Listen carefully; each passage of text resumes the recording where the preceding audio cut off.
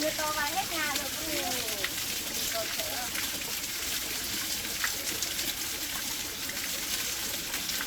Bà ơi, cái này nó tràn hết vào nhà rồi, chắc mình phải làm cái rãnh qua bên ngoài thôi, vào cả bếp rồi. Chào thôi. Đạch nữa, cháu ra ngoài đào cái rãnh thôi. Thế này không nấu được cơm ăn đâu. Tốt quá. Bà ơi, bây giờ cần mưa to lắm. Chưa làm được, đợi đi đạch nữa. Cháu ra ngoài đào cái rãnh qua trên thôi. Hết nhà rồi.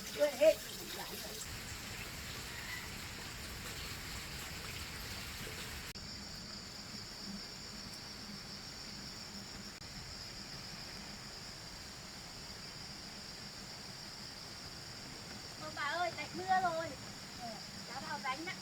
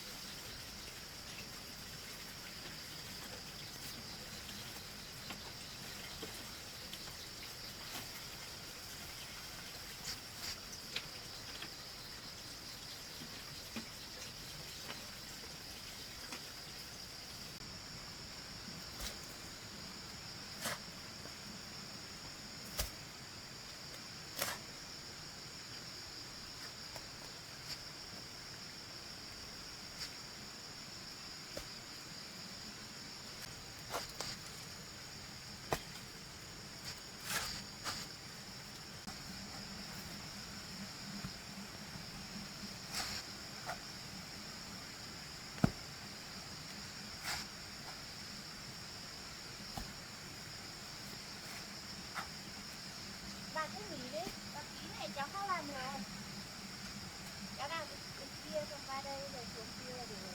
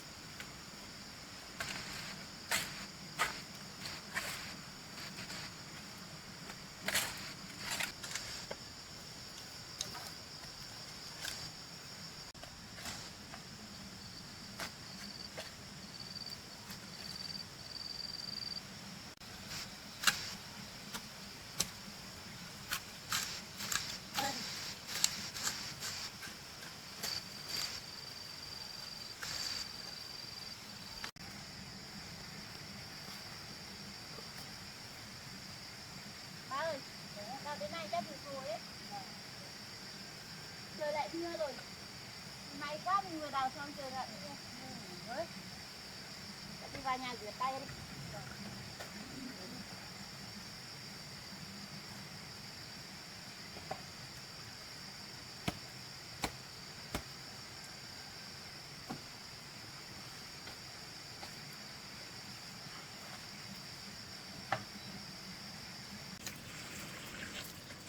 Bà ơi, vừa nãy mưa xong ở trong nhà đường nó trơn lắm nha bà, đi cẩn thận nhé. Rất trơn lắm. Trơn lắm.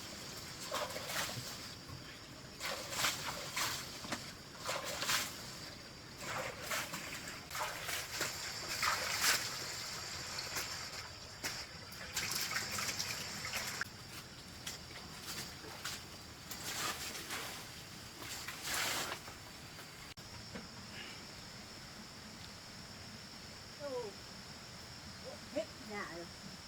Nhà mình ngon quá mình không biết mua ở nhà. Bà ơi, chắc mình phải làm cái chặt bát ở góc này. Không bát này không có chỗ để. Nhà nữa không làm có chỗ để bắt. Tí bà ở nhà chắc chả đi lấy cây rồi làm. Vậy thì bây giờ bà cứ ngồi ở nhà nhé.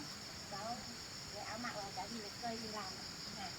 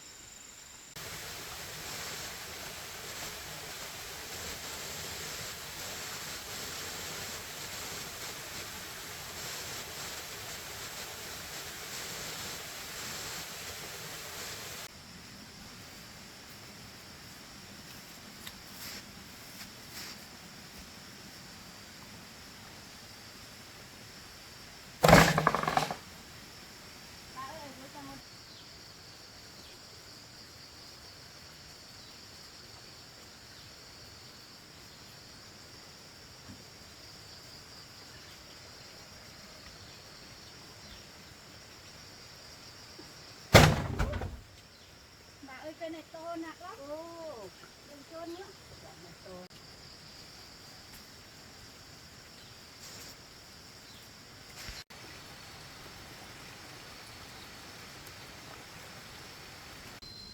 Bà ơi lấy cái cưa cho cháu.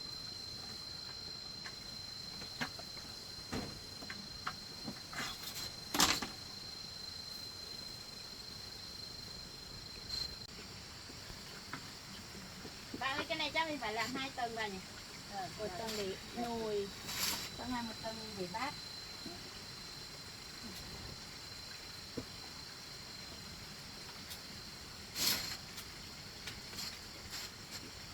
Ô bà ơi đầu này sao nó rộng hơn này?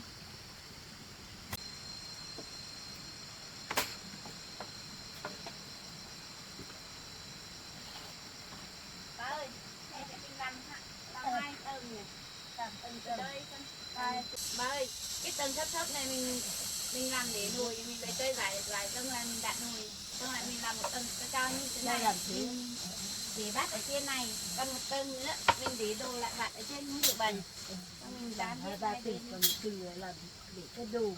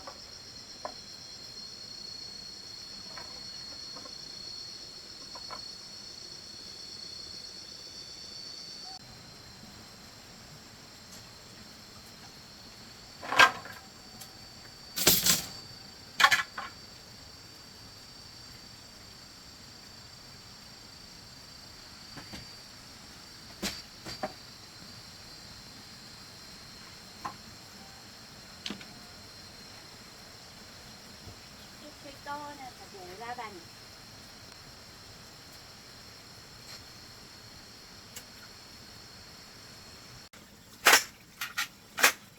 Cây khô rồi bổ khó quá bà ơi.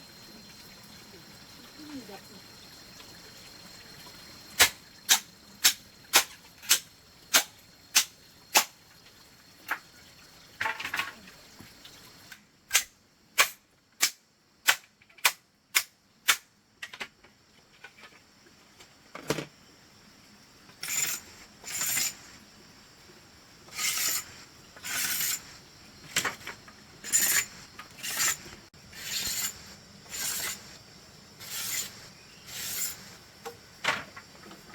Bà ơi cái này mình làm để tôi để nuôi chắc từ đây nhà tầng này sao bà?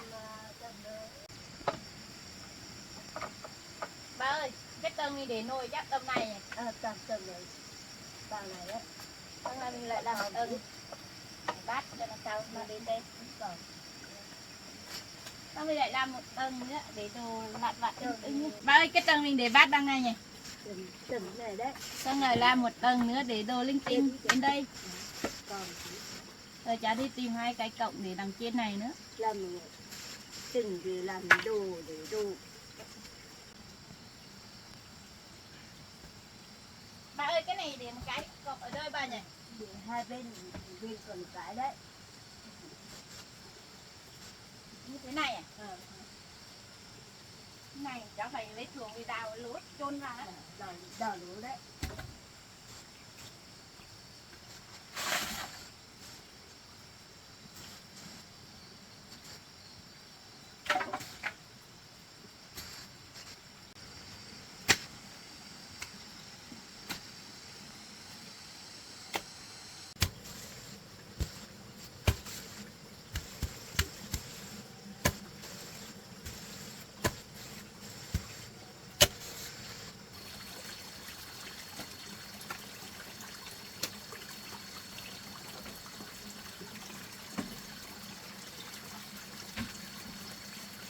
Tầm này được chưa bà?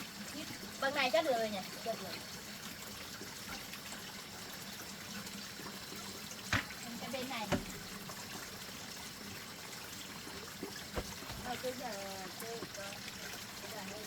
Cái này cây dài hơn một tí cắt bỏ thôi bà ơi.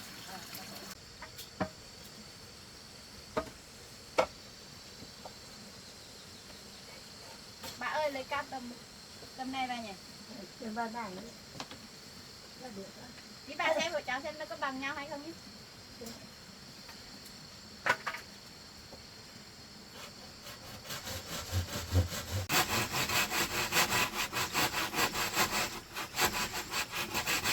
Cái cưa này bây giờ cùn lắm bà ơi. Sắp không vào cây rồi. Bà ơi bây giờ lâu lắm không thấy anh dân quân về xem mình rồi nhỉ? Thấy đó. Không biết anh bận việc gì sao không thấy đi thăm mình rồi. Có anh ấy ở đây thì vào hội chùa cái cưa này.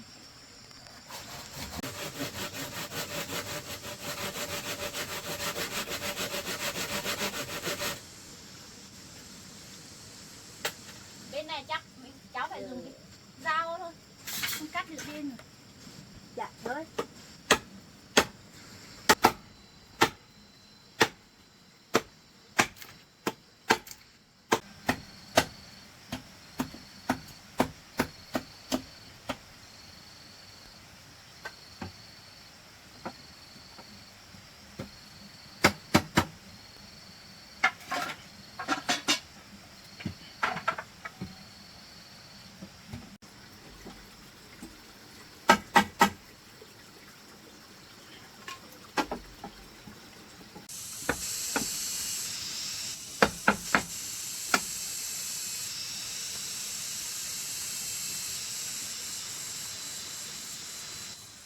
Cái này bà ơi cái này cháu không hiểu mấy rồi. Đi đất đến đây. Đại thế.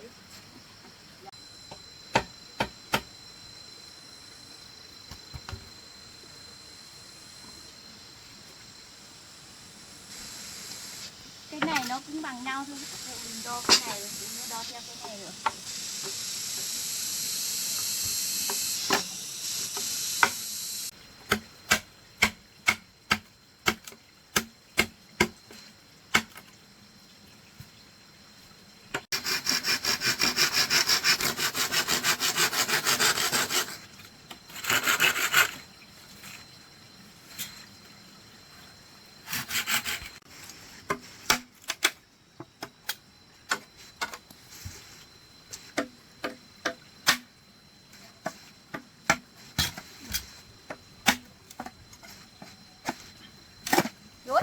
Bà ơi, cái này cháu làm sắp hỏng rồi.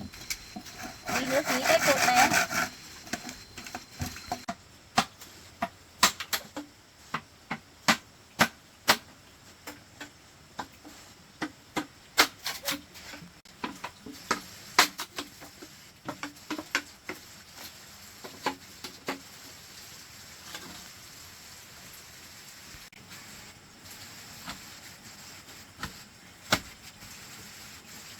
Bà ơi, bà lấy cái kia cho cháu.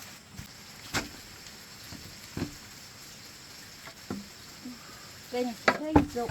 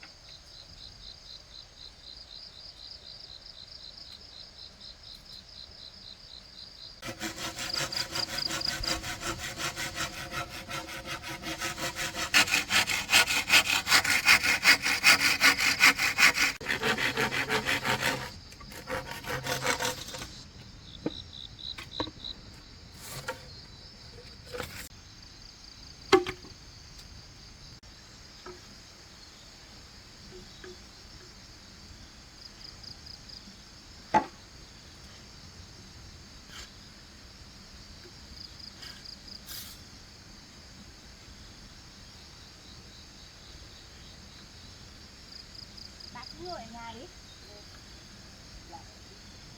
Bà làm cái này. Cái này bà cạo ở dưới cho nó trắng đi nhá. Vâng.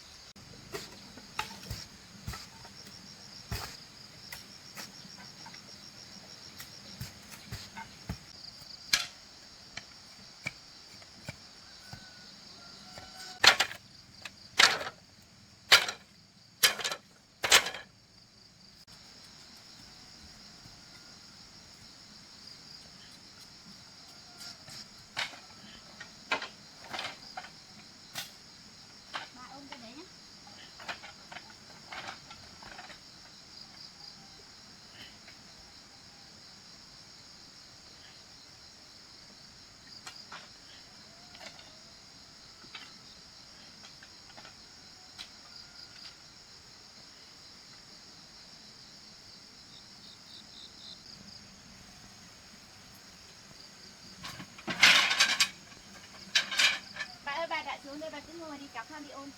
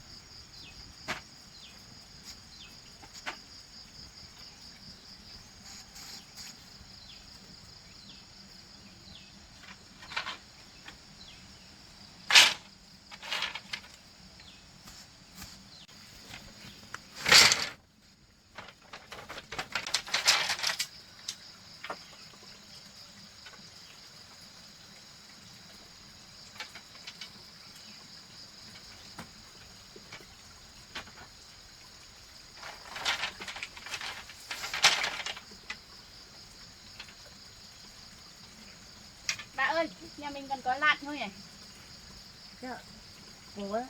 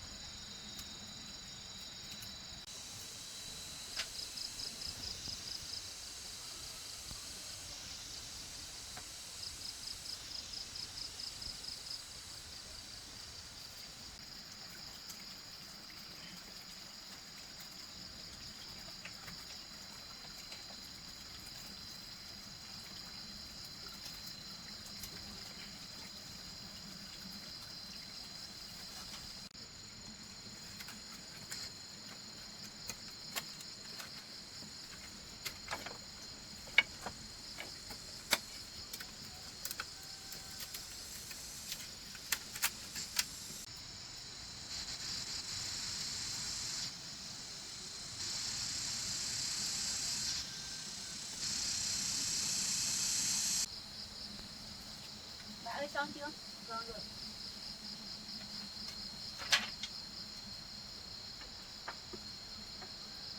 Bà qua bên này rồi cháu.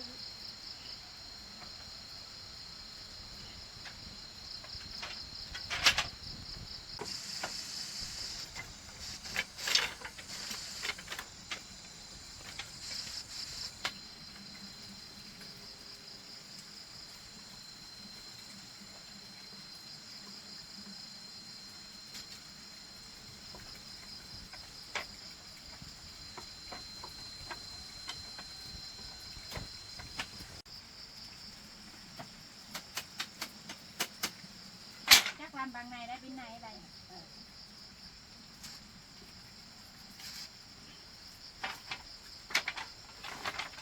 Dạ ạ.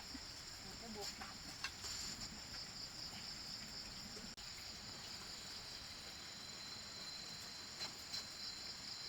Chắc rồi bà. dạ.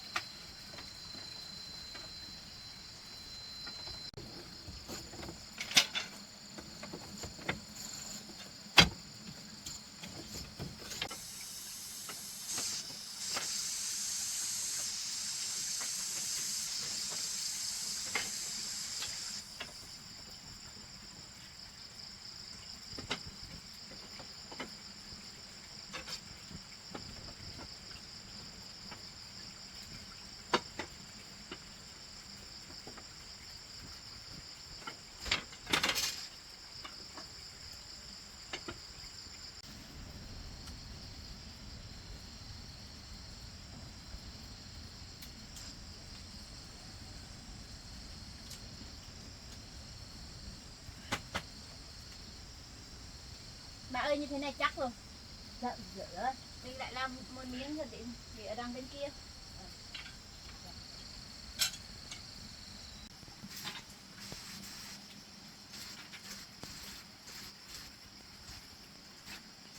Cây cong quá bà. Quá. Làm gì nó không khít vào nhau được. Cái này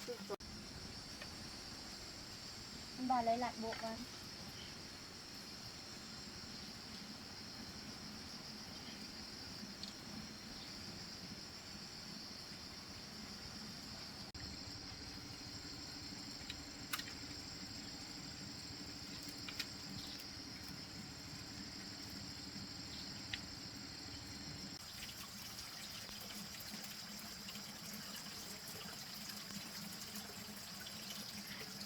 Bà bộ xong chưa? xong rồi.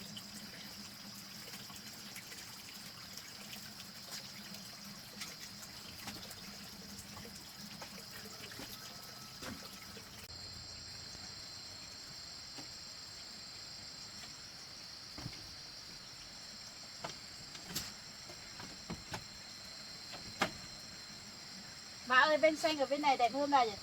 Xanh đẹp hơn thì qua bên này.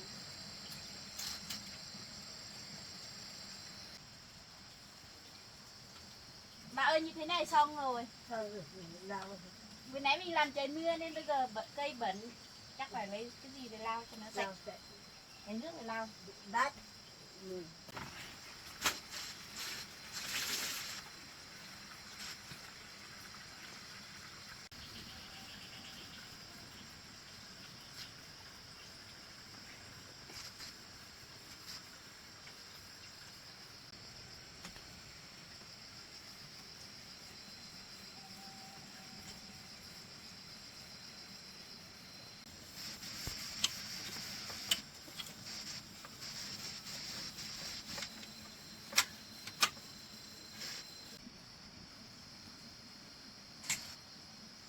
Bà ơi làm thế này xong rồi.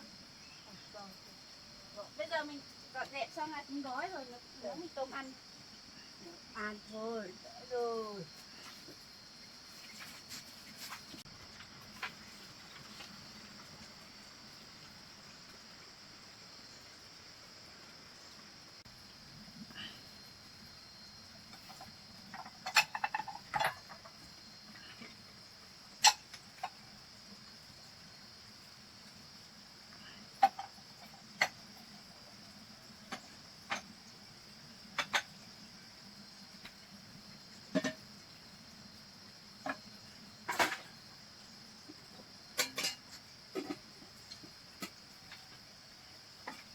Chắc phải xúc nước đi thôi.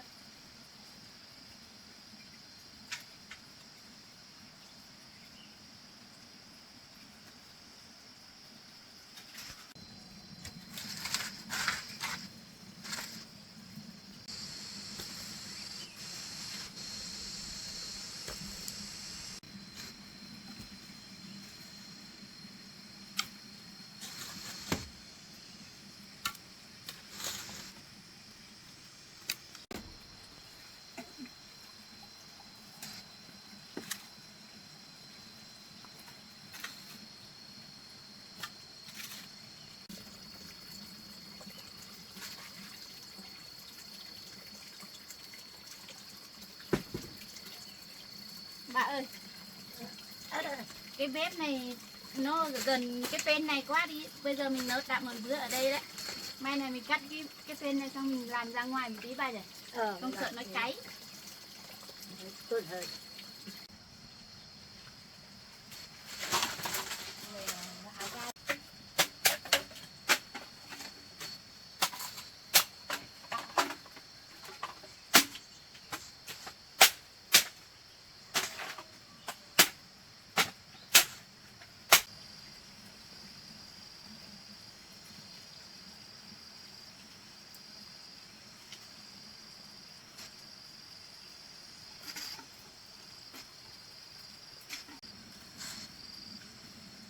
Bà ơi cái này hôm nọ mình không đào được cái rãnh kia mưa vào bếp.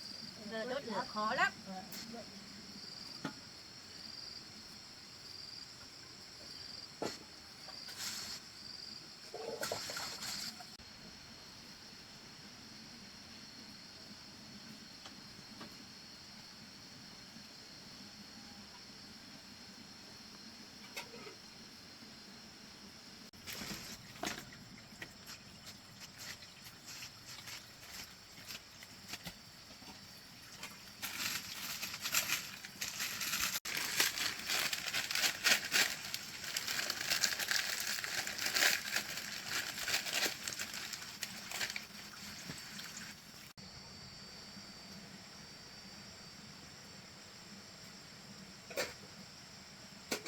mình nấu xong lặn tắt lửa đi nhỉ.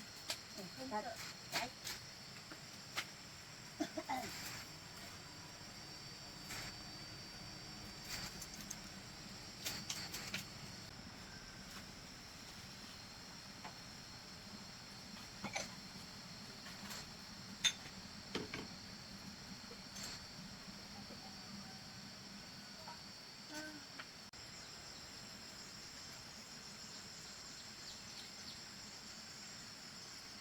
Bà ăn đi tôm.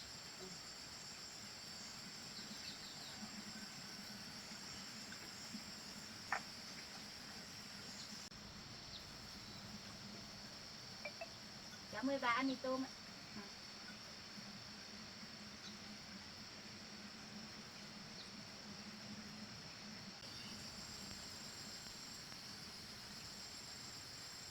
Bà đừng đi theo cháu. Bà không nghe, bà cứ đi theo cháu bây giờ khổ thế này không có cơm ăn bà ơi. Chắc mai cháu phải đi tìm gì đó, cái gì để đi bán để mua ít gạo để nấu cơm. Ngày mai có anh dân quân cho được mới gói mì tôm. Tôm thì bà cháu mình còn không có cái gì mà ăn. Ăn sợ. Bà ăn no rồi nhá. Ở trong nồi còn nhiều lắm. Ăn thử vào. Bà ăn no rồi nhá. Bà ăn thêm ở trong nồi rất còn nhiều bà.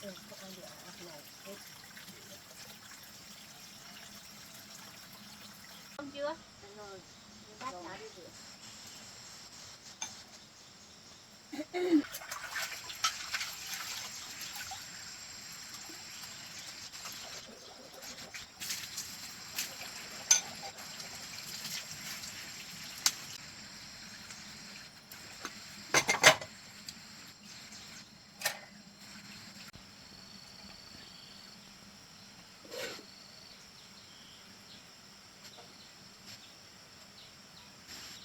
Bây giờ mình ăn no rồi mình ngồi nghỉ một tí. Đấy đi bài này. Ăn chiều đi, cháu đi làm việc khác. No quá bà nhỉ? No đó. Bà thấy mệt đi bà giải chiếu đi ngủ đi. Cháu ngồi một lát. Bà cứ giải chiếu bà ngủ đi. Cháu không ngủ nữa, cháu ngồi luôn ngủ không?